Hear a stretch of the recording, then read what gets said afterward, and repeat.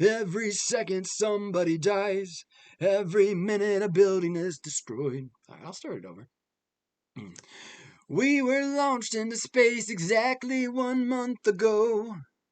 If it weren't for NASA's decision to equip the shuttles with televisions and radios capable of picking up signals from our satellites, then we would have never got the news of the war. A little over a week ago, the first bomb was dropped on the Soviet Union. The bomber got away. The Soviet president, outraged, lashed out at all the nations, sending a bomber to each first world nation, second world nation, and third world nation. Within a few hours, the Soviet Union had bombed every major city and sector in America, France, Australia, China, Greece, Japan, Germany, India, Egypt, and the Hawaii Islands. On the third day, a United Nations meeting was called to order, in which the world leaders intended to discuss the Soviet Union's most recent actions with the Soviet president present. However, the meeting was cut short when a series of bombs were dropped on the building. The meeting was held in. Nobody survived the bombing of the United Nations building.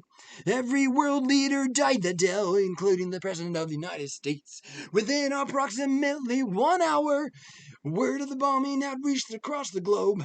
Panic had spread across the nations. Everyone's armed forces took it upon themselves to storm other countries in an attempt to make the damage even.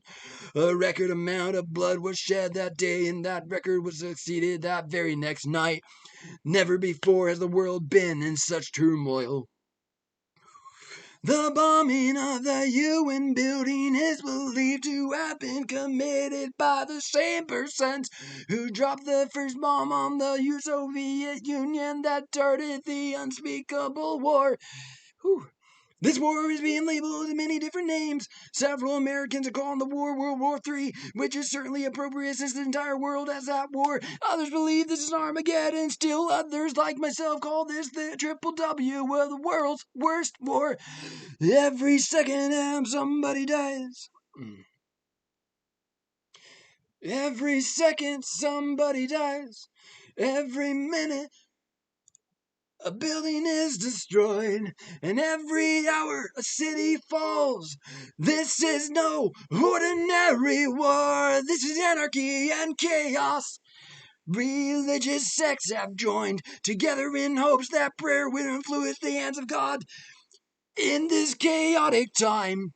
This war has become a part of everybody's life, if not their entire life. It has raged on for 8 days, leaving no one unaffected by the immense destruction and tragic losses. I often try to put my mind at rest and think of something else. However, the television and radio stations have all become the 24-hour war coverage station. Each channel I flip to is something about the war, the CIA's ongoing investigation as to what was the first bomber, and they even cover the decision within the Pentagon's. One station states they just got word that both Russia and China have prepared their nuclear weapons for launch. Another station is claiming Germany and Iraq have already begun to deploy their nuclear weapons. Another station is fearing for their life as they explain the coast of Florida has just been hit by a nuke. We now have stealth bombers over all 4 of those countries. The Pentagon is aware that once they launch a nuclear strike, every country will launch their nukes. This will in turn destroy the world if they also have the nukes aimed and ready to launch. My stomach hurts. The Pentagon plans to hit each other country. All right. The Pentagon, that would hurt. The Pentagon plans to hit each other. Where'd you get another?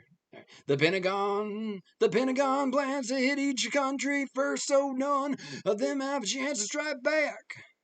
They are televising the Attorney General and Vice President as they enter the codes in the computer and prepare to launch. They have another camera showing the nuclear missile we are about to launch. The Vice President begins to push the button, then he vanishes, and I see those big fluffy microphones drop to the ground, and the camera crashes to the ground as well. I turn the channel to the channel the mass prayer was being broadcasted on. There is no one there. I know it sounds insane, but everyone just disappeared. One of the astronauts with me in the shuttle is highly spiritual. He believes God or someone higher being just deleted the people on Earth. I read it wrong. He believes God or some higher being just deleted the people on Earth.